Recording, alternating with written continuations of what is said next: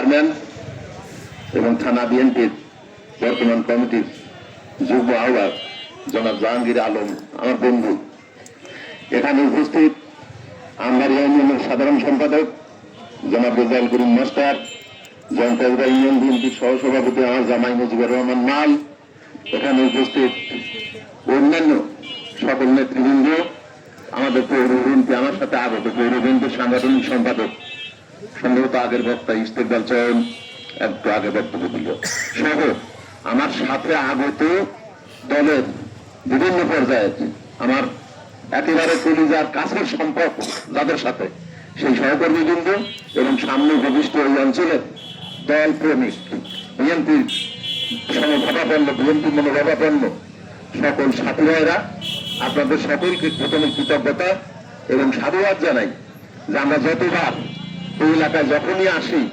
মোটামুটি আপনাদের হৃদয়ের উষ্ণতা, ভালোবাসার যে টান যেটা আমাদের প্রতি দেখান, সেটার জন্য আপনাদের প্রতি কৃতজ্ঞতা প্রকাশ করতেছি। আরেকবার যাই হোক, আমরা আজকে মূলত এখানে এসেছি আগামীকালকে সকাল 10টায় খোকসা পাইলট হাই স্কুল মাঠে খোকসা থানা এবং পৌর বিএনপির বিশেষ কর্মী সভা আয়োজন করা হয়েছে।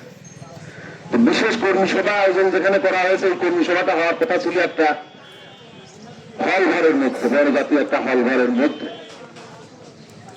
সাধারণত এই কর্মী সভাগুলা বিভিন্ন কমিটিভুক্ত সদস্য যারা থাকেন, যেমন ওয়ার্ড কমিটি, ইউনিয়ন কমিটি, তারপরে আপনার পৌর ওয়ার্ড কমিটি, উপজেলা কমিটি এবং পৌর কমিটি, এই কমিটিভুক্ত সদস্যদের সেখানে যাবার কথা। কিন্তু আমরা দলের সার্বিক পরিস্থিতি এবং দলের নেতৃবৃন্দ যারা বিভিন্ন এলাকায় দলের কর্মী এবং নেতৃবৃন্দ, তাদের মনোভাব বুঝতে পারি।